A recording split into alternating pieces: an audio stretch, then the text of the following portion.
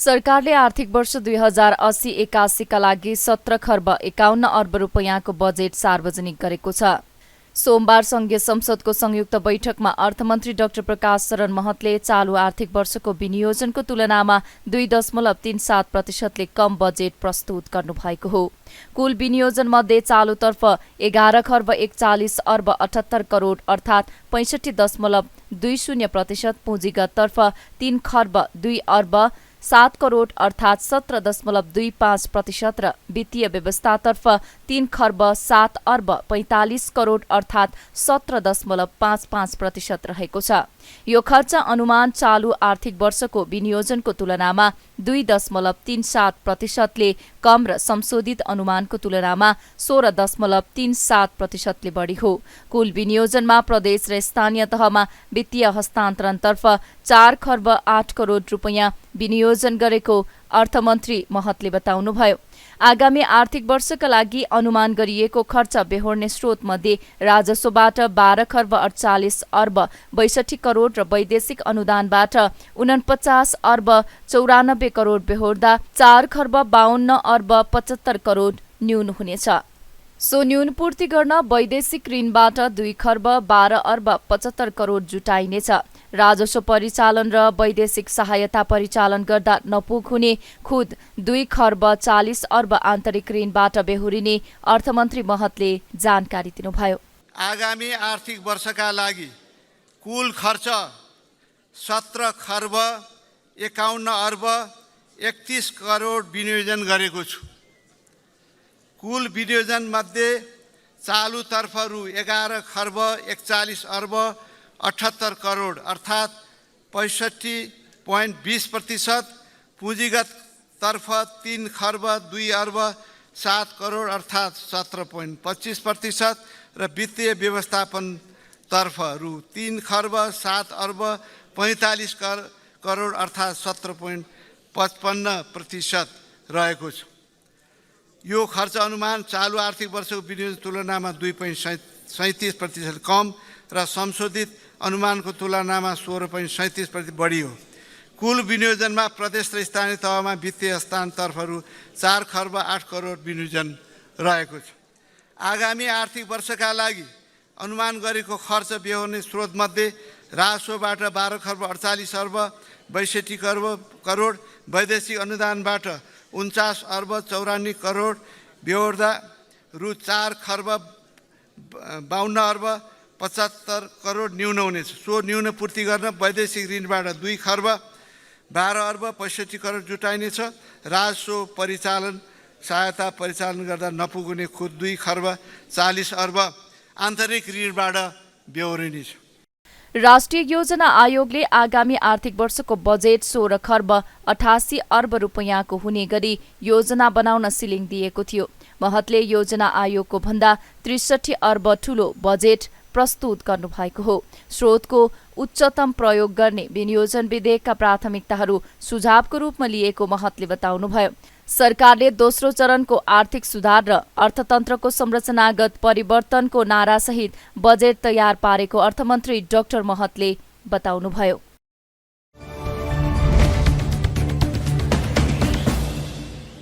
सरकारले कृषि तथा पशुपक्षी मन्त्रालयलाई आगामी आर्थिक वर्षका लागि 58 अर्ब 98 करोड रुपैयाँ बजेट विनियोजन गरेको छ। सोमबार संघीय संसदमा आगामी आर्थिक वर्षको बजेट प्रस्तुत गर्दै अर्थमन्त्री डाक्टर प्रकाश शरण महतले कृषिमा उत्पादन बढाउन प्रोत्साहन गरिने र यस क्षेत्रलाई अघि बढाउनका लागि उक्त बजेट विनियोजन गरिएको जानकारी दिनुभयो। उहाँले धान र आलु खेतीलाई विस्तार गर्नका लागि आवश्यक अनुसन्धान उपलब्ध गराइने बताउनुभयो। किसानलाई रासायनिक मल खरिदका लागि अनुदान दिन 30 अर्ब रुपैयाँ विनियोजन गरिएको र रैथानेमा गर्व गरौं भन्ने नाराका साथ रैथाने बालीको बिउ संरक्षण गरिने उहाँले बताउनुभयो। प्रधानमन्त्री कृषि आधुनिकीकरण परियोजनाका लागि 3 अर्ब 22 करोड रुपैयाँ विनियोजन गरिएको र उत्पादन साथमा अनुदान हातमा नाराका साथ कृषि अनुदानलाई उत्पादनमा आधारित बनाइने उहाँले बताउनुभयो। त्यस्तै उहाँले औषधिजन्य प्रयोजनका लागि गाँजा खेतीको सम्भाव्यता अध्ययन गरिने जानकारी समेत दिनुभयो। बिउ खरिद, रासायनिक मल, बिमा र यान्त्रिकीकरणमा दिइँदै आएको अनुदान बाहेकका बाँकी सबै प्रकारका कृषि अनुदानलाई उत्पादनमा आधारित बनाइने उहाँले बताउनुभयो। किसानलाई आफ्नो उत्पादनको उचित मूल्य प्राप्त गर्ने अवस्था सिर्जना गर्न धान, गहुँ लगायतका प्रमुख खाद्यान्न बाली वितरण पूर्व नै समर्थन मूल्य तोकिनेछ। किसानले उचित मूल्य पाउने गरी कृषि उपजको उत्पादनदेखि बजारसम्मको आपूर्ति श्रृङ्खलामा सुधार गरिनेछ।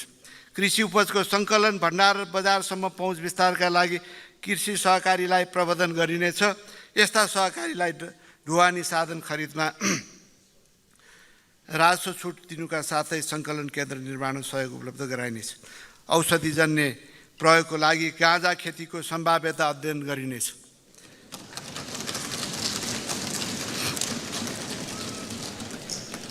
कावासोती र सुर्खेत गरी थप 5 स्थानका कृषि उपज थोक बजार स्थलमा विषादी अवशेष द्रुत परीक्षण प्रयोगशाला सेवा विस्तार गरिनेछ।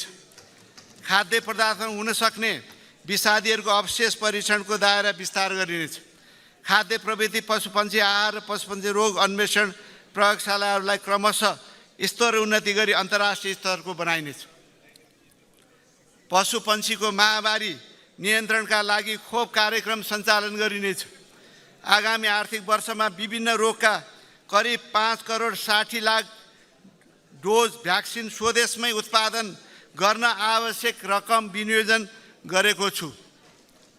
पशु नस्ल सुधार मार्फत उत्पादन र उत्पादकता वृद्धि गर्न आगामी वर्ष उन्नत जातको राँगा, साँडे तथा बयर बोकाको 6 लाख डोज सिमेन्ट उत्पादन गरी सबै स्थानीय तहमा कृत्रिम गर्भाधान सेवा विस्तार गरिनेछ। राष्ट्रिय कृषि अनुसन्धान परिषदबाट धान, स्याउ, मकै, कोदो, जौ, सूर्यमुखी, जुनार, अदुवा लगायतका नयाँ जातका कृषि बाली र प्रविधि विकास गरिनेछ। कृषि क्षेत्रको विकासका लागि सङ्घ, प्रदेश र स्थानीय तहको भूमिका र जिम्मेदारी स्पष्ट गर्ने गरी सङ्घीय कृषि ऐन तर्जुमा गरिनेछ। यसबाट कृषियोग्य भूमिको संरक्षण, कृषिको व्यवसायीकरण, बजार व्यवस्थापन र नियमन लगायतका कार्य व्यवस्थित हुनुका साथै अन्तर्तह समन्वय थप प्रभावकारी हुने विश्वास लिएको छु। कृषि तथा पशुपन्छी विकास मन्त्रालयको लागि 58 अर्ब 98 करोड विनियोजन गरेको छु। उहाँले पशुपक्षीको महामारी नियन्त्रणका लागि खोप कार्यक्रम सञ्चालन गरिने बताउनुभयो।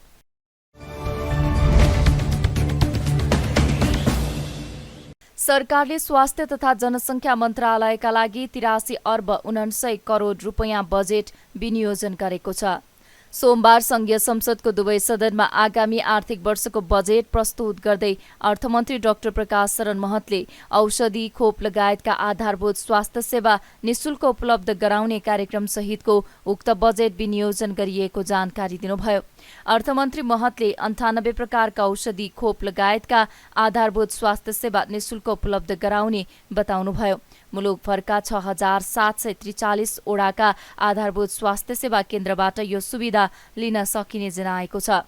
बहुसंख्यक जनताले सेवा प्राप्त गर्ने गरी पाएक पर्ने स्थानमा आधारभूत अस्पताल निर्माण तथा सञ्चालन गर्न प्राथमिकता दिइने उहाँले बताउनुभयो।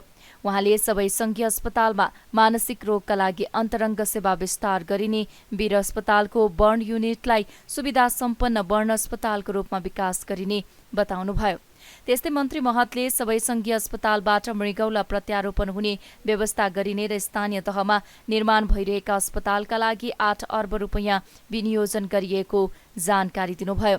निशुल्क औषधिका लागि 1 अर्ब 28 करोड रुपैयाँ विनियोजन गरिएको र सरुवा रोग नियन्त्रणका लागि 46 करोड विनियोजन गरिएको उहाँले बताउनुभयो। आगामी वर्ष सम्पन्न हुने 100 अस्पतालमा स्वास्थ्य उपकरण खरिद गर्न 82 करोड विनियोजन गरेको छु। मातृ मृत्युदर र नवजात शिशु मृत्युदर बढी भएका स्थानमा लक्षित गरी आमा र नवजात शिशु सुरक्षाका विशेष कार्यक्रम सञ्चालन गरिनेछ। मातृ तथा नवशिशु कार्यक्रम र आमा सुरक्षा कार्यक्रमलाई निरन्तरता दिएको छ। क्यान्सर, मेरुदण्ड, पक्षघात र मृगौला प्रत्यारोपण गरेका तथा डायलाइसिस गराइरहेका बिरामीलाई औषधि उपचार खर्च बापत दिँदै आएको मासिक रु 5,000लाई निरन्तरता दिएको छु। विपन्न नागरिकलाई मुटु रोग, मृगौला रोग, cancer, Parkinson, Alzheimer's, spinal injury, head injury तथा सिकलेस एनिमियाको उपचारमा दिँदै आएको अनुदानलाई निरन्तरता दिन 2 अर्ब 50 करोड विनियोजन गरेको छु।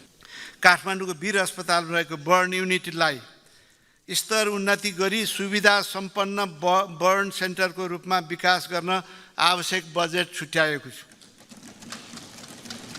निजामती अस्पतालको स्तरोन्नति गरी सुपर स्पेसियालिटी सहितको अस्पतालको रूपमा विकास गरिनेछ। प्रादेशिक अस्पतालको समन्वयमा प्रदेश स्तरीय सेवा विस्तार सिन्जाकर्मी सुलभ रूपमा उपचार सेवा प्राप्त गर्ने व्यवस्था मिलाइनेछ।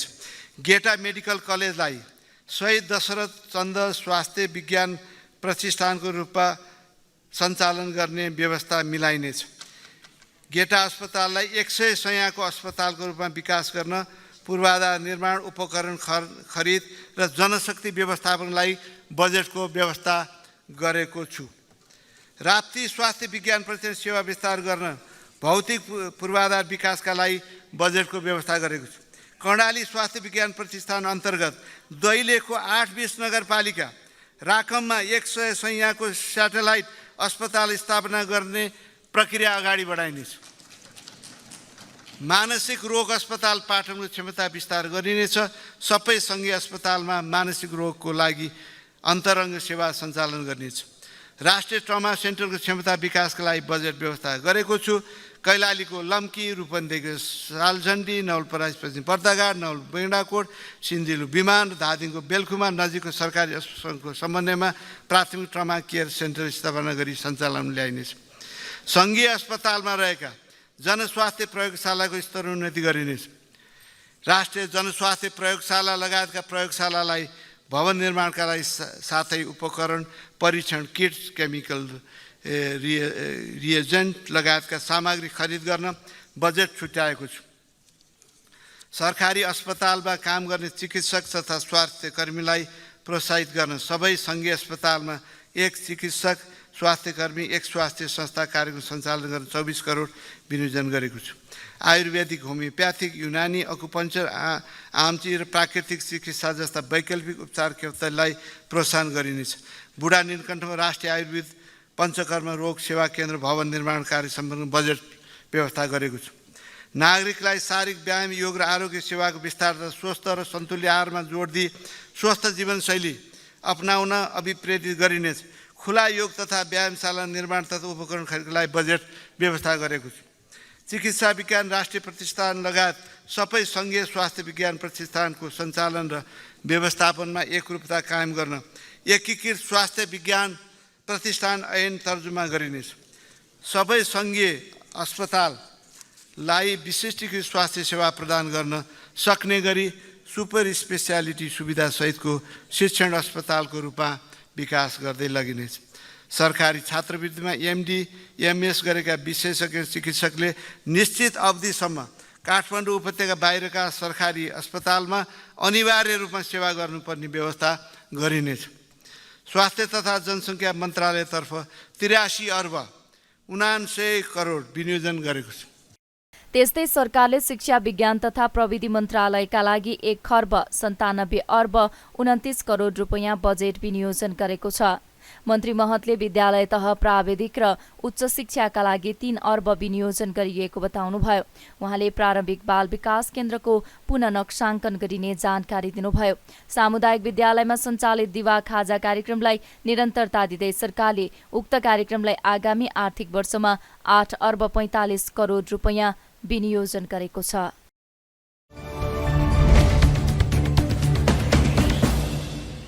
सरकारले संस्कृति, पर्यटन तथा नागरिक उड्डयन मन्त्रालयका लागि 11 अर्ब 96 करोड रुपैयाँ विनियोजन गरेको छ।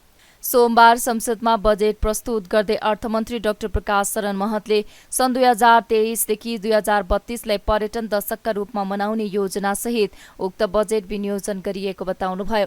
उहाँले पर्यटन क्षेत्रको पूर्वाधार विकासका लागि मात्रै 2 अर्ब 13 करोड रुपैयाँ विनियोजन गरिएको बताउनुभयो। नेपालको प्राकृतिक, धार्मिक, ऐतिहासिक तथा सांस्कृतिक सम्पदा लगायत पर्यटकीय स्थल र सेवाको अन्तर्राष्ट्रिय स्तरमा सघन प्रचार प्रसार गरिने बताउनुभयो।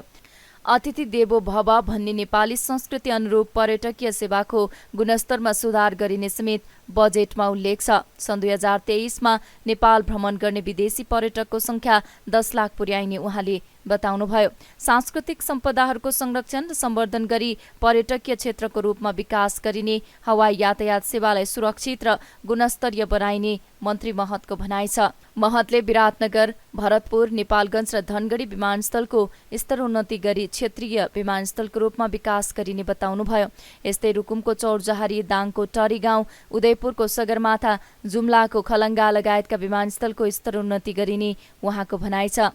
उहाँले दुर्गम क्षेत्रमा उडान भर्ने हवाई कम्पनीलाई सहुलियत दिई हवाई यातायात सुविधालाई सहज र सुलभ बनाइने समेत घोषणा गर्नुभयो। गढी लगायत नेपालको एकीकरणसँग सम्बन्ध ऐतिहासिक पुरातात्विक महत्त्वका सम्पदा गढी र स्थलहरूको संरक्षण र सम्वर्धन र प्रवर्धन गर्नेछ। साहसिक पर्यटन तथा चलचित्र पर्यटन प्रबन्धन विकास गर्ने निजी क्षेत्रलाई प्रोत्साहित गरिनेछ। सीमाबाट नजिकका पहाडी सहरहरूलाई हिल स्टेसन रूपमा विकास गर्न पर्यटन प्रबन्धनको आगामी आर्थिक वर्ष कोशी, लुम्बिनी र सुदूरपश्चिममा प्रदेश एक हिल स्टेसन विकासलाई अगाडि बढाइनेछ। काठमाडौँ उपत्यका लगायतका सम्भाव्य स्थानमा हाइकिङ तथा टाकुरा प्रवर्धन गरिनेछ। टाकुरा पर्यटन प्रवर्धन गरिनेछ। पर्यटन प्रवर्धन गर्न पर्यटक विश्राम स्थल, हरियाली पार्क निर्माण तथा व्यवस्थापन, वन्यजन अवलोकन मचान निर्माण तथा मर्मत लगायतका पूर्वाधार निर्माण गरिनेछ। संरक्षित क्षेत्रभित्र 621 किलोमिटर पर्यटन मार्ग निर्माण तथा मर्मत सुधार गरिनेछ। पर्वत, म्याग्दी र बागलुङ उत्तरी भागमा भाग समेटी पर्यटन र मगर संस्कृति पर्यटन क्षेत्रको रूपमा विकास गर्न प्रोत्साहित गरिनेछ।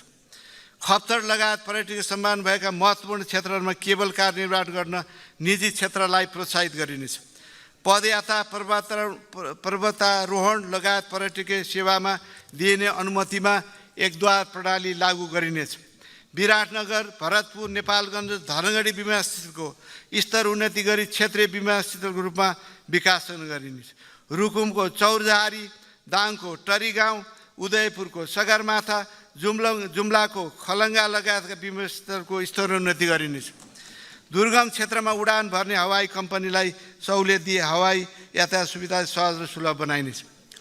नेपाल नागरिक उड्डयन प्राधिकरणलाई पुनर्संरचना गरी नियामक र सेवा प्रदायक निकाय अलग अलग गरिनेछ। उडान सुरक्षालाई उच्च प्राथमिकता राखी गुणस्तरीय पूर्वाधार विकास र सेवा प्रवाहमा सुधार गर्नुका साथै नियामकीय भूमिकालाई सबल बनाइनेछ। गौतम बुद्ध र पोखरा विमानस्थलबाट नियमित रूपमा अन्तर्राष्ट्रिय हवाई सेवा सञ्चालन हुने व्यवस्था मिलाइनेछ। यी विमानस्थलमा उडान भर्ने अन्तर्राष्ट्रिय वायुसेवा कम्पनीहरूलाई ग्राउन्ड ह्यान्डलिङ शुल्कमा सहुलियत दिइनेछ। त्रिभुवन अन्तर्राष्ट्रिय विमानस्थलको भौतिक संरचना र यात्रु सेवा सुधार गरिनेछ। बौद्ध मार्गीलाई लुम्बिनीसँग प्रत्यक्ष रूपमा जोड्न थाइल्यान्ड, श्रीलङ्का, चीन, भारत लगायतका राष्ट्रसँग गौतम बुद्ध अन्तर्राष्ट्रिय विमानस्थलबाट सोझै उडान गर्ने व्यवस्था मिलाइनेछ।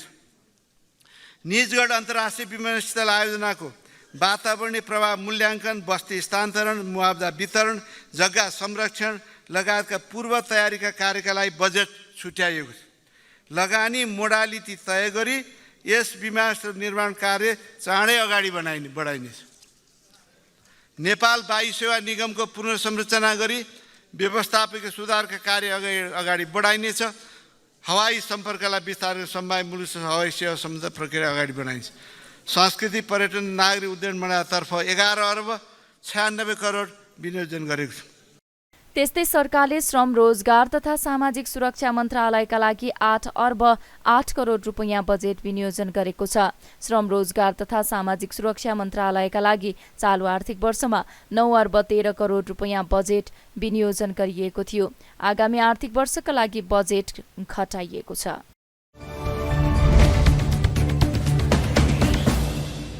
सरकारले भूमि व्यवस्था, सहकारी तथा गरिबी निवारण मन्त्रालयका लागि 7 अर्ब 24 करोड रुपैयाँ विनियोजन गरेको छ।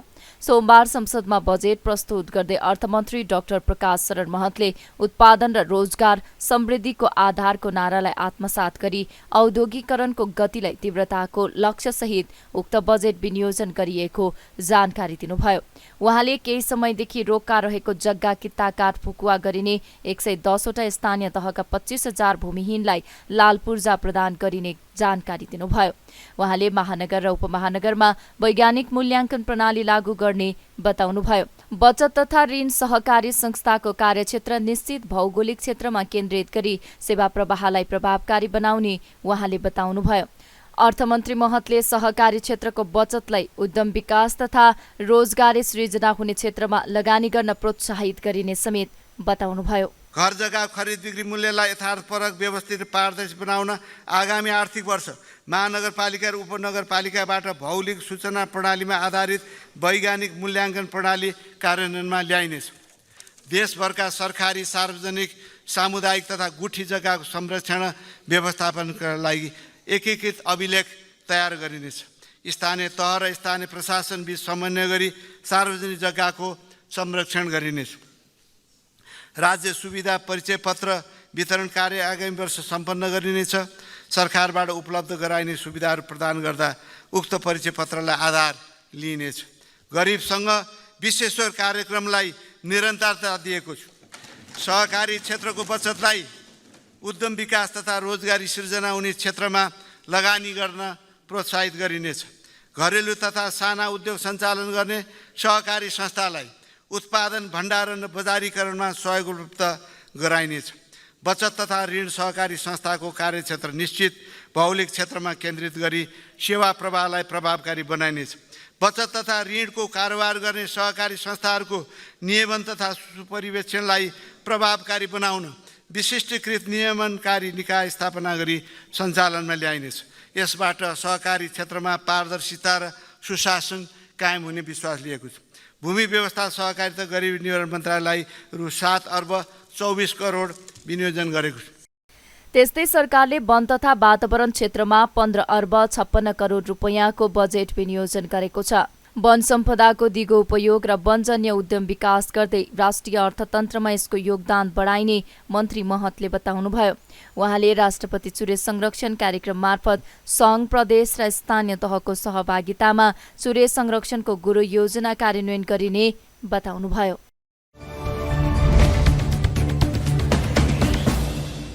सरकारले भौतिक पूर्वाधार तथा यातायात मन्त्रालयको लागि 1 खर्ब 31 अर्ब 49 करोड रुपैयाँ बजेट विनियोजन गरेको छ। अर्थमन्त्री डाक्टर प्रकाश शरण महतले नतिजा देखिने खालका रणनीतिक योजनामा मात्रै बजेट व्यवस्था गरेपछि भौतिक पूर्वाधार मन्त्रालयको बजेट 30 अर्ब रुपैयाँले घटेको हो। चालु आर्थिक वर्षमा भौतिक पूर्वाधार तथा यातायात मन्त्रालयका लागि 1 खर्ब 61 अर्ब 56 करोड रुपैयाँ बजेट विनियोजन गरिएको थियो। मन्त्री महतले राजमार्ग र रणनीतिक सडक अन्तर्गत आगामी आर्थिक वर्षमा 150 वटा पुल निर्माण कार्य सम्पन्न गरिने बताउनुभयो।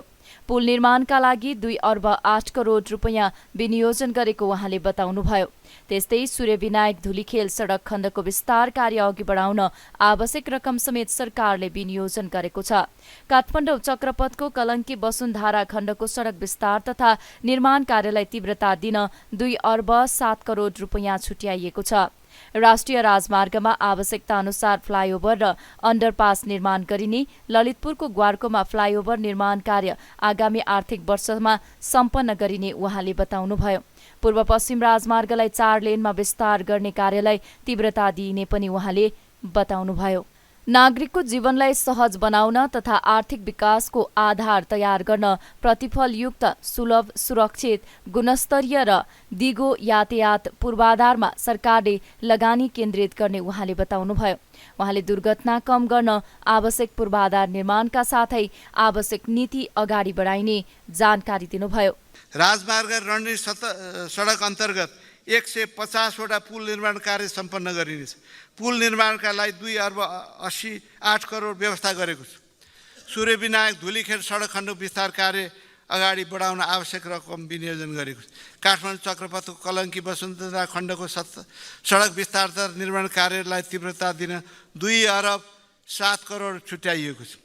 राष्ट्रिय राजमार्गमा आवश्यकता अनुसार फ्लाइओभर र अण्डरपास निर्माण गरिनेछ। ललितपुरको ग्वारकोमा फ्लाइओभर निर्माण कार्य अगाडि आर्थिक वर्षमा सम्पन्न गरिनेछ। कोटेश्वर सातो बाटो र एकान्त कुनामा फ्लाइओभर अण्डरपास निर्माण कार्य सुरुवात गरिनेछ। टोखा 6 र सुरुङ मार्गको सम्भाव्यता अध्ययन कार्य सम्पन्न भएको छ। विस्तृत आयोजना प्रतिवेदन वातावरणीय प्रभाव अध्ययन सम्पन्न गरी निर्माण कार्य अगाडि बढाउन 1 अर्ब बजेट विनियोजन गरेको छु। सिद्धबाबा सुरुङ मार्ग निर्माण कार्य तीव्रता दिइनेछ। यसको लागि आवश्यक बजेट विनियोजन गरिएको छ। राष्ट्रिय मार्गलाई दुरुस्त राख्न करिब 350 किलोमिटर सडकको आवधिक मर्मत र स्तरोन्नत गर्नका लागि साथै 7,800 किलोमिटर राजमार्गको नियमित मर्मत सम्भार गर्न आवश्यक बजेट व्यवस्था गरेको छु। पूर्व पश्चिम रेलमार्गको बर्दिवास निजगढ खण्डको निर्माण कार्यलाई निरन्तरता दिइनेछ। वीरगञ्ज काठमाडौँ रेलमार्ग र रसुवागढी काठमाडौँ रेलमार्ग विस्तृत अध्ययन प्रतिवेदन तयार गरिनेछ। राष्ट्रिय राजमार्ग, प्रादेशिक राजमार्ग, रणनीतिक सडक, सहरी सडक र स्थानीय तथा ग्रामीण सडकको वर्गीकरण र मापदण्डलाई समयानुकूल परिमार्जित गरिनेछ। सार्वजनिक यातायात सेवालाई सर्वसुलभ, सुरक्षित, भरपर्दो र वातावरण मैत्री बनाइनेछ। सुरक्षित सडक र सञ्जालको विकास गरी दुर्घटना न्यूनीकरण गर्न सडक सुरक्षा परीक्षण गर्ने व्यवस्था मिलाइनेछ। सम्भावित दुर्घटना स्थल पहिचान गरी घुम्ती तथा साँघुरो सडकमा क्रास ब्यारियरको निर्माण गरिनेछ। काठमाडौँ उपत्यकाभित्रको व्यस्त 44वटा चोकमा स्मार्ट ट्राफिक लाइट जडान गरिनेछ। भौतिक पूर्वाधार यातायात मन्त्रालयलाई 1 खर्ब 31 करोड 39 करोड विनियोजन गरेको छ। अर्थमन्त्री महतले संघीय संसद भवनको निर्माण कार्य आगामी आर्थिक वर्षमा सम्पन्न गरिने बताउनु भएको छ। भवनको आन्तरिक पूर्वाधार लगायतका बाँकी काम सम्पन्न गर्न 1 अर्ब 22 करोड रुपैयाँ बजेट व्यवस्था गरेको उहाँले घोषणा गर्नुभयो।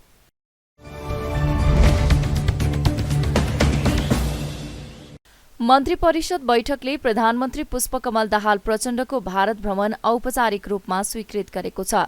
सिंहदरबारमा सोमबार बसेको बैठकले जेठ 17देखि 20 गतेसम्म हुने प्रधानमन्त्री प्रचण्डको भारत भ्रमण औपचारिक रूपमा स्वीकृत गरिएको सरकारका प्रवक्ता रेखा शर्माले जानकारी दिनुभयो। बैठकले प्रधानमन्त्रीसँग भारत भ्रमणमा जाने टोलीको समेत स्वीकृत गरेको उहाँले बताउनुभयो। प्रधानमन्त्रीको भारत भ्रमणको टोलीमा भौतिक पूर्वाधार, ऊर्जा, परराष्ट्र सहित 5 मन्त्रीले भाग लिने शर्माले जानकारी दिनुभयो। बैठकबाट एउटा त अब यो अहिले यसपटकको आर्थिक वर्ष 2080-81 को बजेट संसदमा पेश गर्नको निम्ति क्याबिनेटले स्वीकृत गर्यो र दोस्रो कुरा प्रधानमन्त्रीको 17 देखि आगामी 17 गतेदेखि 20 गतेसम्म हुने भारत भ्रमणको लागि एउटा टोली फिक्स भएको छ। त्यसको लागि अब हाम्रो प्रधानमन्त्रीज्यू सहित हाम्रो भौतिक पूर्वाधार मन्त्री, ऊर्जा मन्त्री, त्यसपछि परराष्ट्र मन्त्री सहित 5 जना मन्त्रीहरू हुनुहुन्छ र प्रधानमन्त्रीको टोलीको भारत भ्रमण सम्बन्धी आज औपचारिक प्रधानमन्त्री भाषण स्वीकृत भएको छ क्याबिनेटबाट। यो महत्त्वपूर्ण निर्णय हुन्। अरू बाँकी सबै संसदबाट आज। त्यस्तै मन्त्री परिषद बैठकले आगामी आर्थिक वर्षको बजेट पारित गरेको छ।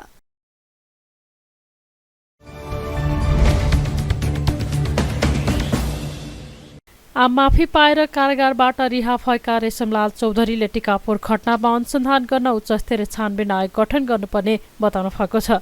सोमबार नेपालगञ्ज विमानस्थलमा सञ्चारकर्मीसँग कुरा गर्दै चौधरीले टिकापुर घटना दुर्भाग्यपूर्ण घटना भएकाले यसलाई सामान्य घटनाको रूपमा लिन नहुने भन्दै उच्चस्तरीय छानबिन आयोग गठन गरेर प्रतिवेदन सार्वजनिक गर्नुपर्ने बताउनु भएको हो।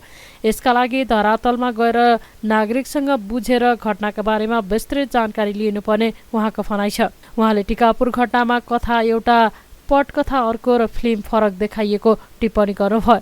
त्यही फिल्मको रणभोलमा जनता परे पनि वास्तविकता भने फरक रहेको उहाँले बताउनुभयो। चौधरीले टिकापुर घटनाको वास्तविकतालाई छिट्टै बाहिर ल्याउनका लागि आफूले पनि केही पहल कदमी लिने जिकिर गर्नुभयो। उहाँले आम माफी पाएर आफू रिहा भए पनि आफूहरू हारे कि जित्यो भन्ने कुराको अनुभूत जनतामाझ गराउनुपर्ने धारणा राख्नुभयो। चौधरीले टिकापुर घटनालाई कस्तो रूप दिने भन्ने कुरा राज्यले नै निर्क्युल गर्नुपर्ने जिकिर गर्नुभयो। आम माफी दिएर म कारागारबाट रिहा भएको त छु, तर हामीले हार्यौँ या हामीले जित्यौँ यो कुराको अनुभूत हामीले जनतामाझ गराइदिनुपर्छ। टिकापुर घटना दुर्भाग्यपूर्ण घटना हो। यो घटनालाई सामान्य रूपमा आँक्नु हुँदैन। म कारागारबाट रिहा भइरहँदा पनि अझै पनि मेरो अनुरोध छ कि राज्यले उच्च स्तरीय छानबिन आयोग गठन गरेर धरातलमा गएर त्यहाँका नागरिकसँग बुझेर त्यो घटनाको बारेमा विस्तृत जानकारी गरेर एउटा प्रतिवेदन सार्वजनिक गर्नुपर्छ। शहादत प्राप्त शहीद परिवारप्रति मेरो तर्फबाट भावपूर्ण श्रद्धाञ्जली। निश्चय पनि उहाँहरूलाई दुःख भएको छ, दुःख लाग्छ। हामीले पनि निकै दुःख खेप्यौँ। तर बडो अनौठो के भयो भने टिकापुर घटनाको कथा एउटा बनाइयो, पटकथा अर्कै लेखियो र फिल्म अर्कै बन्यो। यही फिल्मको रणभुल्लमा संसारभरिका जनताहरू परे, तर वास्तविकता त्यो होइन। वास्तविकता अर्कै हो। वास्तविकतालाई छिट्टै बाहिर ल्याउनका निमित्त हामीले हाम्रा तर्फबाट पनि केही पहल कदमी अवश्य गर्नेछौँ। र त्यसै गरी मैले अन्ततः मेरा कारागारमा रहेका मित्रहरूलाई पनि छिटै रिहा गर्ने र टिकापुरको घटनालाई कस्तो किसिमको रूप दिने राज्यले नै निर्णय गर्नुपर्छ। हामीले करिब आफ्नो 8.5 वर्षको जीवन यात्रा प्रवास र जेल जीवन गरेर बितायौँ। हामी निर्दोष थियौँ, तर पनि कागजमा आएका कुराहरू हामीले कतिपय कुराहरू स्वीकार गर्नु पर्थ्यो। सम्माननीय अदालतले गरेको फैसलाप्रति हाम्रो विमति रहेन। धेरै साथीहरूले त्यो फैसला विपरीत कार्य भयो कि भन्ठान्नु भएको छ। धेरैजना त्यसको विरुद्धमा पनि बोलिराख्नु भएको छ। तर त्यस्तो होइन। टिकापुर हो। टिकापुर घटनामा मेरो घर जलेको छ, मेरो एफएम जलेको छ, मेरो रिसोर्ट जलेको छ, मैले चढ्ने गाडीहरू, कार्यालयले प्रयोग गर्ने गाडीहरू, सवारी साधनहरू, मैले सङ्कलन गरेका पुरातात्विक वस्तुहरू, ती सबै खरानी भए। ती खरानी भइरहँदाका साक्षी प्रमाणका रूपमा 300-350 फोटोहरू मसँग छन्। तर त्यो विषयलाई विषयान्तर गरेर म फेरि समाजमा आगोको झिल्को सल्काउन चाहन्न। मेरो यात्रा र मेरो सपना भनेको एउटै थियो। हामी नेपालभित्रै छौँ, हामी सबैजना नेपाली हौँ। नेपाली भएर बाँच्न पाउनुपर्छ। नेपाली भएर बाँच्न पाउनु भूमिपुत्रको एउटा अधिकार हो। जुन बेला राज्यसँग सिमेन्टको पिल्लर गाड्ने अवस्था थिएन, त्यो बेला सालको खम्बा गाडेर हामीले सिमाना जोगाएका हौँ। हामी असली भूमिपुत्र हौँ। हामी बरालिएर कहीँ गएर आफ्नो सपना, आफ्नो धरातल, आफ्नो देशको कहीँ कतै परिचय लुकाएर फेरि नेपाल फर्किएर घरिघरि छेपारो जस्तै रङ फेर्ने राजनीति हामी गर्दैनौँ। हामी असली पहिचानको राजनीति गर्छौँ। यो देशमा पहिचान स्थापित हुनुपर्छ। भूमिपुत्र थारूहरूले अधिकार पाउनुपर्छ। थरवट प्रदेश कायम गरिनु पर्दछ। भर्खरै प्रधानमन्त्रीलाई भेटेर आएँ र उहाँलाई मैले भनेको छु, टिकापुर घटनाका राजबन्दीहरूलाई म जस्तै छिटो रिहाई गरिदिनुहोस् र यसका लागि असोज तिनै पर्खिनु पर्दैन। सम्माननीय प्रधानमन्त्रीज्यू, तपाईँले 1 हप्ता, 1.5 हप्ता, 2 हप्ता जति सक्दो छिटो तपाईँले कारागारबाट रिहाई गरिदिनुपर्छ। र फरहार साथीहरूको हकमा मैले अघि नै भने, मैले एउटा गीत लेखेका थिएँ जेलमा, तपाईँहरूको युट्युबमा पनि छापछाप्ती होला। नपत्याउनु श्रीमान कसैले लेखेको, सत्य उही हो छ जसले देखेको, मुखले पोल्दैमा बाँसु कहाँ पाक्छ, छल्न खोजे बन्चरोले आफ्नै घुँडो टाक्छ। पत्रकार साथीहरू, मुखको बाफले मासु पाक्दैन र जसले जे लेख्यो त्यही नै यथार्थ सत्य पनि होइन। सत्य धरातल हो। सत्य यथार्थ खोज्न धरातलमै पुग्नुपर्छ। टिकापुरवासीलाई टिकापुर घटनाको पीडा थाहा छ। उहाँहरूले हामीलाई 3 पटक विश्वास गर्नुभयो। 74 को निर्वाचन, स्थानीय निर्वाचन, सङ्घीय प्रदेश सांसदको निर्वाचन, उहाँहरूलाई हामीले धेरै धेरै धन्यवाद दिन्छौँ। सारा देश एक भएर आक्रमण गरिरहँदा पनि उहाँहरूले कवच भएर छाती थाप्नुभयो। ओहो, टिकापुर दोषी होइन, टिकापुर घटनाका योजनाकार रेशम चौधरी होइनन्। यसका लागि मैले सम्पूर्ण टिकापुरवासीलाई, मेरा मतदाता साथीहरूलाई धेरै धेरै धन्यवाद दिन चाहन्छु। उहाँले टिकापुर घटनाका राजबन्दीहरूलाई आफू जस्तै छिटो रिहा गर्न प्रधानमन्त्रीलाई अनुरोध गरेको जानकारी दिनुभयो। चौधरीलाई उहाँका समर्थकले नेपालगञ्जमा भव्य स्वागत गरेका थिए।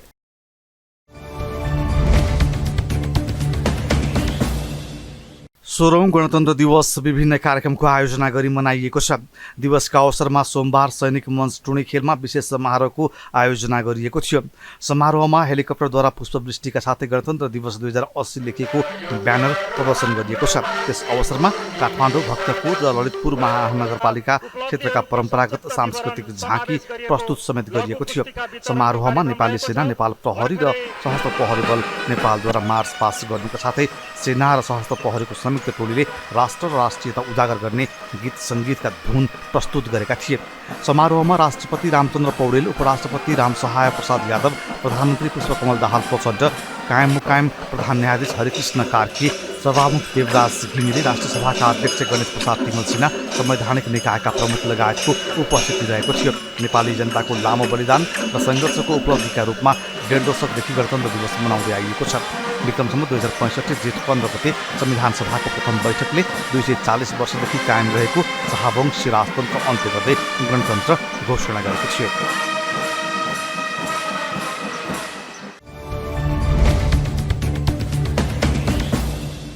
प्रधानमन्त्री पुष्पकमल दाहाल प्रचण्डले मुलुकमा विभिन्न आन्दोलनबाट प्राप्त उपलब्धिलाई उल्ट्याउने षड्यन्त्र भइरहेको बताउनु भएको छ।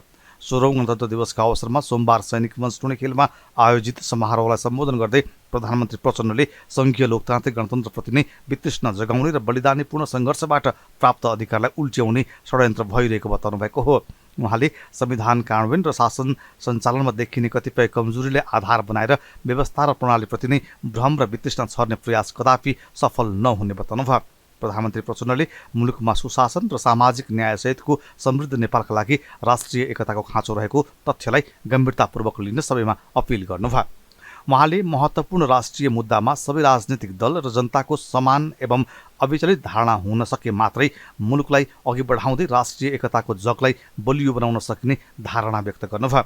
उहाँले संविधान र व्यवस्था अनुरूप सञ्चालित सरकार लगायत सबै पक्षको ध्यान अब गणतान्त्रिक व्यवस्था अभिष्ट पूरा गर्नेतर्फ केन्द्रित हुनुपर्नेमा जोड दिनुभयो। गणतन्त्रलाई संस्थागत गर्ने क्रममा हाम्रा सामु कयौं चुनौती देखिए पनि हामीले संघीय लोकतान्त्रिक गणतन्त्रलाई समावेशी लोकतन्त्रको अभ्यास गर्ने उत्कृष्ट व्यवस्थाका रूपमा स्थापित गर्न पहल गरिरहेका छौं।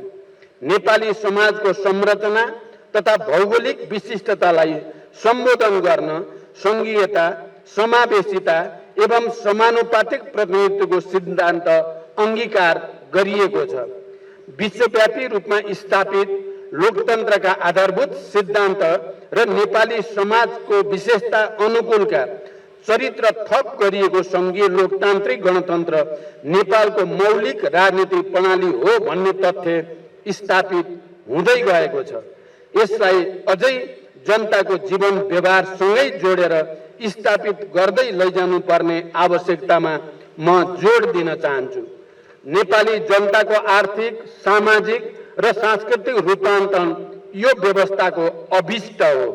संविधान र व्यवस्था अनुरूप सञ्चालित सरकार लगायत सबै पक्षको ध्यान अब गणतान्त्रिक व्यवस्थाका अभिष्ट पूरा गर्नतिर केन्द्रित हुनुपर्दछ र हुँदै पनि गएका छन्।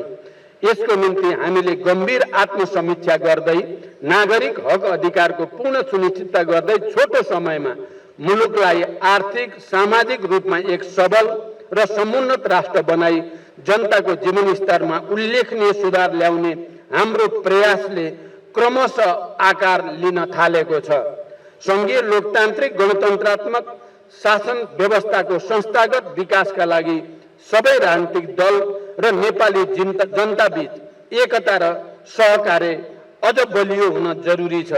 लोकतन्त्रमा विभिन्न धारणा र विचार हुनु स्वाभाविक हो। त्यसो भए तापनि महत्त्वपूर्ण राष्ट्रिय मुद्दामा सबै राजनीतिक दल र आम नेपाली जनताको समान र अविचलित धारणा हुन सके मात्र मुलुकलाई अघि बढाउन र राष्ट्रिय एकताको जगलाई अझ बलियो बनाउन सकिन्छ। संविधान र कानुनमा रहेका सम्पूर्ण अधिकारको प्रयोग जनताले सहज रूपमा गर्न सक्ने अवस्था नभएसम्म गणतन्त्र दिगो हुँदैन। साथै आम जनताको जीवन स्तरमा गुणस्तरीय सुधार नआएसम्म लोकतन्त्र र गणतन्त्रको औचित्य पनि प्रमाणित हुँदैन। यस कुरालाई हामीले गम्भीरता साथ मनन गरी जनताको जीवन स्तरलाई यथाशीघ्र माथि उकास्ने प्रतिबद्धताका साथ कर्म क्षेत्रमा जुट्नुपर्ने खाँचो छ।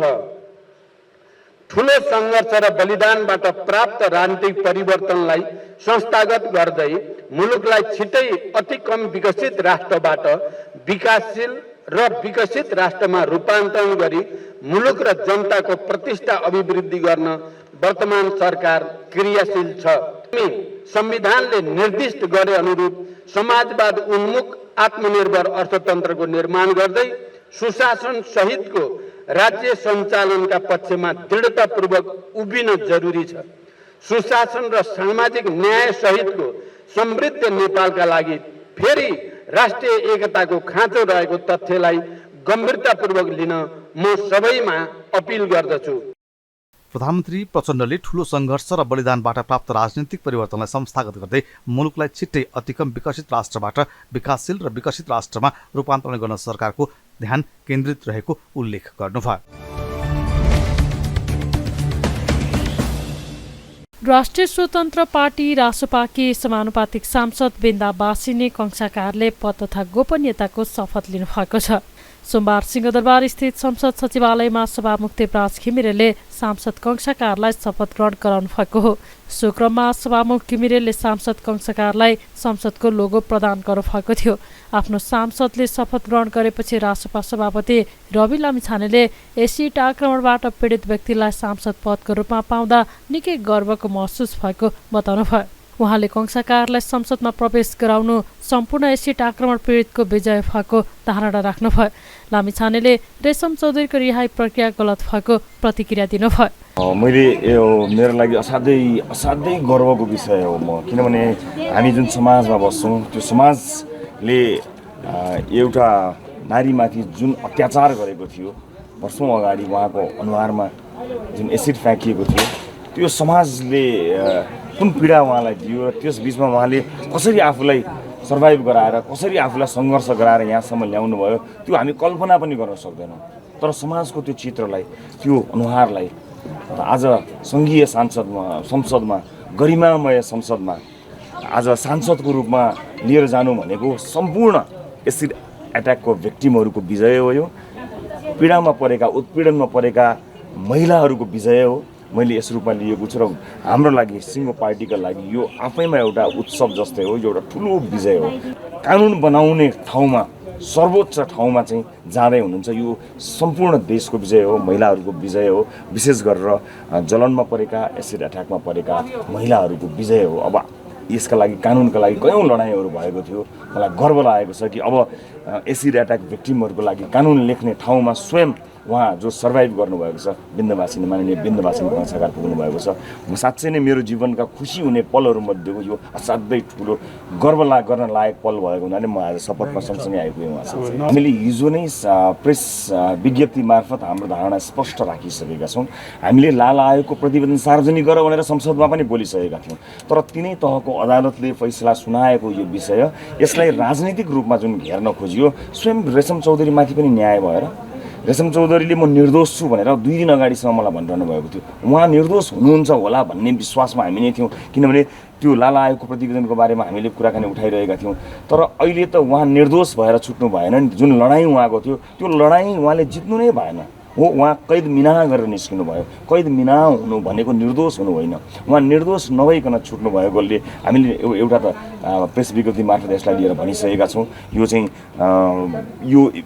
यो जुन प्रक्रियाबाट गरियो अत्यन्त गलत प्रक्रियाबाट गरियो।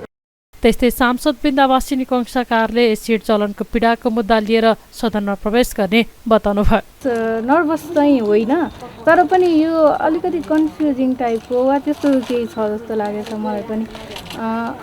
अरू त म जब सदनमा पुगेको छु सारा नेपालीको जलनको पीडा जुन चाहिँ छ सदनमा आजसम्म कसैले पनि बोल्नु भएको छैन होइन।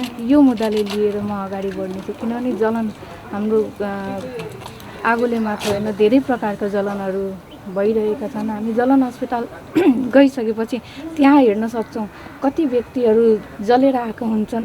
आगोले नभई बिजुलीले नभई पनि धेरै प्रकारका छन् होइन। त्यसको लागि चाहिँ म आफ्नो प्रतिनिधित्व चाहिँ यही टपिकमा चाहिँ अगाडि यसअघि समानुपातिक सांसद रहेका ढाका कुमार श्रेष्ठ मेडिकल कलेज व्यवसायी दुर्गा प्रसाईसँग 2 करोड माग गरेको अडियो सार्वजनिक भएपछि विवादमा पर्नु भएको थियो। त्यसपछि रासोपाले ढाका कुमारलाई निष्कासन गरेर कंसाकारलाई सांसद बनाउने निर्णय गरेको थियो।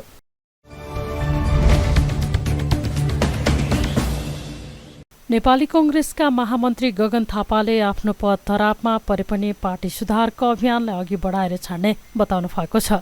सोमबार ललितपुरमा नेपाली कांग्रेस ललितपुर क्षेत्र नम्बर 2 को प्रथम क्षेत्रीय सम्मेलनमा बोल्दै थापाले पार्टी नेतृत्वको गलत कदमले पार्टीप्रति जनताको विश्वास कम हुँदै गएको भन्दै पद धरापमा परे पनि पार्टी सुधारको अभियानलाई अघि बढाउने बताउनु भएको हो।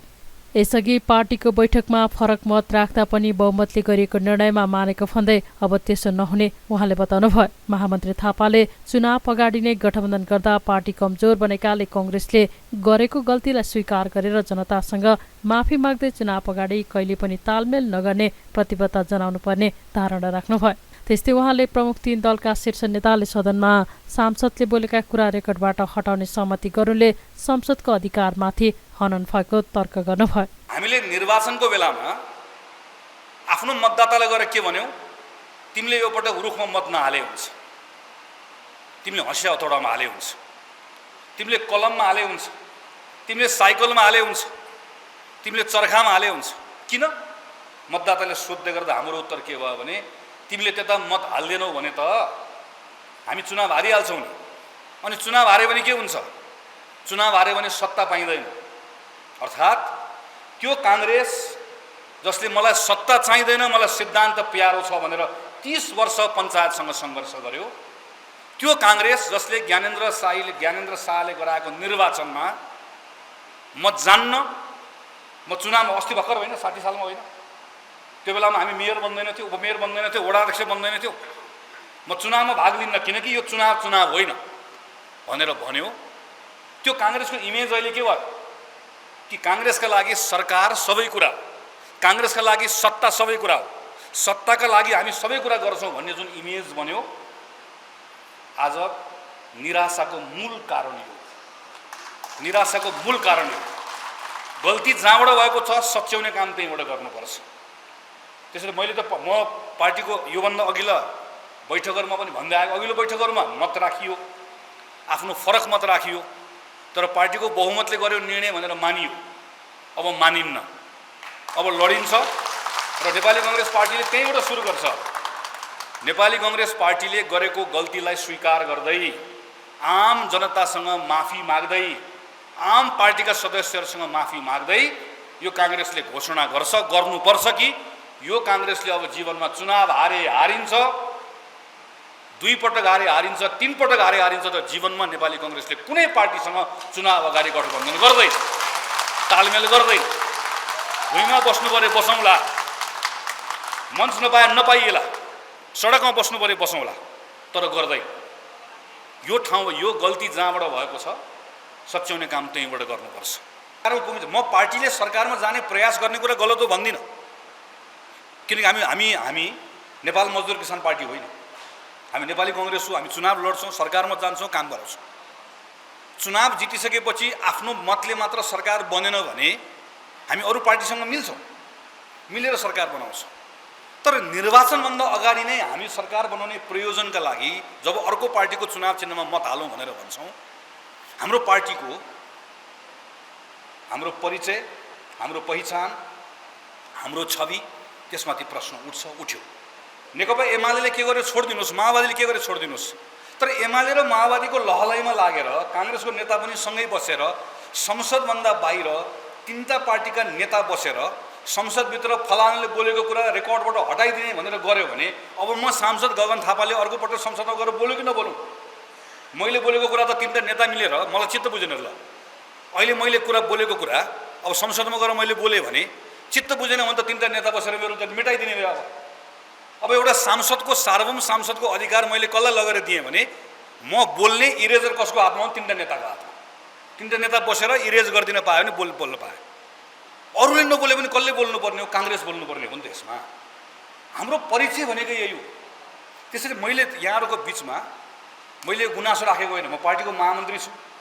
मैले राखेको कुरा यो मान्यताका कुरा हो। यिनै विषयहरू मैले अब आउने केन्द्रीय समितिको बैठकमा पनि राख्ने हो, पार्टीको नीति अधिवेशनमा राख्ने हो। किनभने मैले बुझेको कुरा मेरो ठाउँबाट हेर्दै गर्दा हामी आज नेपाली कांग्रेस पार्टी यत्रो सङ्गठनमा चुनाव जितिसकेपछि पनि एउटा आएको निराशाको महत्त्वपूर्ण कारण भनेको कांग्रेस भएको कुरामा जुन हाम्रो गौरवको कुरा हो त्यसमाथि प्रश्न उठ्ने ठाउँहरू बन्यो। कांग्रेसभित्र एउटा ठुलो सुधार गर्न सक्यो, पार्टीलाई शुद्ध बनाउन सक्यो, पार्टीलाई सुदृढ बनाउन सक्यो। अघि मैले भने पार्टीले गरेका गलत निर्णयहरू गर्ने कुराहरू पार्टीलाई रोक्न सक्यो, सच्याउन सक्यो र पार्टीलाई जनमुखी बनाउन सक्यो। पार्टीलाई जनतासँग एकदम गाँस्न सकियो भने कसैले पनि रोक्न सक्दैन। पार्टीको प्रत्येक सदस्य अब जोखिम उठाउन तयार हुनुपर्छ। सबैजना मान्छे आफ्नो सुविधाको ठाउँबाट बाहिर निस्कनुपर्छ। मेरो पद गए जाओस्, म 5 वर्ष सडकमा कांग्रेसको कार्यकर्ता मात्र भएर बस्नु परोस्। म कांग्रेसको महामन्त्री छु। म अहिले भनिरहेको छु, म 14औं महाधिवेशनको महामन्त्री भएँ। यो बिचमा अब मैले यत्रो गौरवशाली पार्टीको महामन्त्री भएर काम गर्ने मौका पाएको छु। पार्टी सुधार गर्ने काममा जोखिम उठाएर अगाडि जाँदै गर्दा महामन्त्री गए जाओस्, सदस्य मात्र भएर बस्नु बसौँ। एउटा ठुलो विशाल र जनताले अत्यन्त माया गरेको पार्टीको पछाडिको रोमा बसेर सदस्य मात्र भएर बस्न पाउँदै गर्दा पनि गौरव हुन्छ। पार्टीका तमाम साथीहरू निराश भएको, आत्तिएको यो मञ्चमा बसेर महामन्त्री हुनुभन्दा पछाडि बसेर सदस्य मात्र भएर बस्नु भए पनि पुग्यो। एमाले र माओवादीको लैलैमा लागेर कांग्रेसले यस विषयमा सहमति जनाउनु उचित नभएको उहाँको भनाइ छ।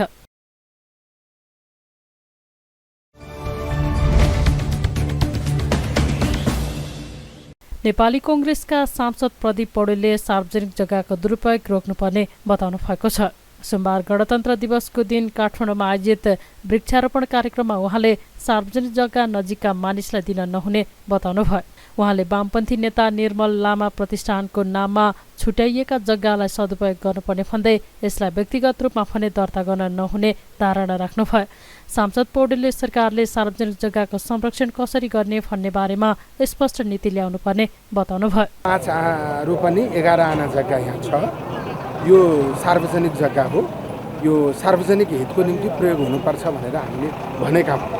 हामीले सुन्नमा आए अनुसार चाहिँ यो निर्मल लामा प्रतिष्ठानलाई क्याबिनेटले निर्णय गरेर दिएको छ भन्ने हामीले सुनेका छौँ।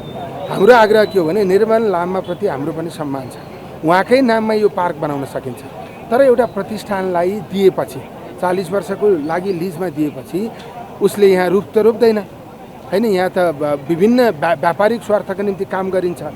काठमाडौँमा मान्छे अलिकति टहलिने, अलिकति शान्त वातावरणमा बस्ने ठाउँ छैन। भूकम्प आयो भने कहीँ गएर सुरक्षित हुने ठाउँ छैन। हामी कहाँ यत्रो बस्तीका बिचमा यति जग्गा छ, यसलाई खाली राख्नुपर्छ, पार्क बनाइनुपर्छ, सार्वजनिक हितका निम्ति यसलाई प्रयोग गरिनुपर्छ। ठिक छ, हामी निर्मल लामालाई सम्मान गर्न चाहन्छौँ, उहाँकै नाममा यो पार्क बनाऊ। तर प्रतिष्ठानलाई दिएर व्यापारिक प्रयोजनका निम्ति यसलाई प्रयोग गर्न पाइँदैन। उहाँले काठमाडौँ क्षेत्र नम्बर 5 मा सार्वजनिक जग्गा खोजेर ती जग्गाहरूको संरक्षणका लागि आफूले वृक्षारोपण गर्ने बताउनुभयो।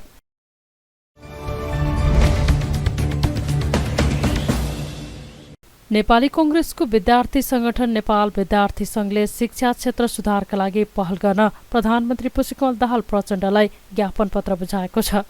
सोमबार सिंहदरबारमा नेवी संघका पदाधिकारीहरूले प्रधानमन्त्री प्रचण्डलाई भेटेर त्रिवी सेवा आयोगको अध्यक्ष नियुक्ति, नास्टको उपकुलपति नियुक्तिका साथै शैक्षिक सुधारको निम्ति राज्यले नीति अवलम्बन गर्नुपर्ने लगायतका 33 बुँदे ज्ञापन पत्र बुझाएको हो। नेवी संघले संघीय शिक्षा ऐन यथाशीघ्र निर्माण गर्नुपर्ने, शिक्षा आयोगको प्रतिवेदन सार्वजनिक गर्नुपर्ने, शिक्षा क्षेत्रमा हुने राजनीति र भागभण्डाको अन्त्य गर्नुपर्ने लगायतका माग राखेको छ। त्यस्तै सडक, हवाई यातायात र मनोरञ्जन क्षेत्रमा विद्यार्थीहरूलाई 45% सहुलियत प्रदान गर्नुपर्ने, नीति तथा कार्यक्रममा छुट भएका अन्य विषयलाई समावेश गर्नुपर्ने लगायतका माग राखिएको नेवी संघ अध्यक्ष दुजाङ शेर्पाले जानकारी दिनुभयो। सम्माननीय प्रधानमन्त्रीज्यूलाई नेपाल विद्यार्थी सङ्घको तर्फबाट हामीले 33 बुँदे हामीले ज्ञापन पत्र बुझाएको छौँ। यसमा चाहिँ हामीले विशेष गरी जुन नीति तथा कार्यक्रममा नसमेटिएको कुराहरू र त्यसलाई थप परिमार्जन हुने गरी र तत्काल तपाईँको चाहिँ विद्यार्थीहरूको विषयमा र तपाईँको चाहिँ अहिलेको जुन परिस्थिति छ, नेपाललाई आर्थिक जुन समस्या छ, त्यसलाई कसरी तपाईँको चाहिँ त्यसलाई कम गराउन सकिन्छ भनेर हामीले 33 बुँदे सुधारको योजनाहरूसहित हामीले प्रधानमन्त्रीज्यूलाई ज्ञापन पत्र बुझाएको छौँ। र त्यसको पहिलो बुँदामा हामीले चाहिँ जुन तपाईँको 11 महिनादेखि त्रिभुवन विश्वविद्यालयको आज तपाईँको चाहिँ परीक्षाको समयमा नतिजा नआउने, समयमा त्रिभुवन विश्वविद्यालयहरू चाहिँ जुन व्यवस्थित ढङ्गबाट रन हुनुपर्ने हो किन भनेर भन्दै गर्दाखेरि सबै प्राध्यापकहरूको भिसीहरूको उहाँ सबैको गुनासो के छ भने त्रिभुवन विश्वविद्यालयको जुन सेवा आएको छ 11 महिनादेखि रिक्त छ। हामीले तत्काल त्यो सेवा आएको पनि तपाईँको चाहिँ नियुक्त गर्नुको निम्ति हामीले अनुरोध गरेका छौँ। त्यो सँगसँगै अहिले जुन मुलुकमा व्याप्त रूपमा चाहिँ जुन भ्रष्टाचारको जुन विभिन्न किसिमको कुरा काण्डहरू आइरहेको छ त्यसको निम्ति पनि हामीले सम्माननीय प्रधानमन्त्रीज्यूलाई हामीले चाहिँ 2036 साल पछिको जुन विद्यार्थी आन्दोलन पछिको जति पनि उच्च पदस्थ तपाईँको मन्त्रीहरू हुनुभएको छ, कर्मचारी हुनुभएको छ, सबैको तपाईँको चाहिँ सम्पत्ति छानबिन गर्नु पर्यो। त्यसपछि तपाईँको जुन विश्वविद्यालयहरूमा जुन नीति तथा कार्यक्रममा विश्वविद्यालयलाई चाहिँ आविष्कारसँग जोड्ने, अनुसन्धानसँग जोड्ने जुन छुटिएको थियो त्यसलाई पनि समेट्नको निम्ति विश्वविद्यालयको हामीले हेऱ्यौँ कोभिडको समयमा हाम्रो संसारका हरेक विकसित देशहरूले चाहिँ कोभिडको समयमा चाहिँ आफ्नो विश्वविद्यालयलाई उसले फर्केर हेऱ्यो। तर हाम्रो विश्वविद्यालयहरूले त्यति बेला अनुसन्धानमा हामीले चाहिँ जुन पर्याप्त रूपमा जुन हामीले चाहिँ रिजल्ट दिनुपर्ने हो त्यो रिजल्ट दिन हामी सकेका थिएनौँ र हामीले फेरि पनि अनुसन्धानमा चाहिँ हामीले चाहिँ विशेष ध्यान केन्द्रित गर्नको निम्ति भनेर हामीले अनुरोध गरेका छौँ। सुशासन र भ्रष्टाचार विरुद्ध चालेको कदमको प्रशंसा गर्दै नेवी सङ्घले सरकारको भ्रष्टाचार विरोधी अभियानमा साथ रहेको बताएको छ। सो क्रममा प्रधानमन्त्री प्रचण्डले त्रिवी सेवा आयोगको अध्यक्ष छिट्टै नियुक्त हुने बताउनुभयो। साथै शैक्षिक क्षेत्रको सुधार र विश्वविद्यालयलाई आविष्कार र अनुसन्धानको केन्द्रको रूपमा विकास गर्ने कुरा नीति तथा कार्यक्रममा समावेश गरिएको र आवश्यक बजेट व्यवस्था गर्ने कोसिस भइराखेको उहाँले बताउनुभयो।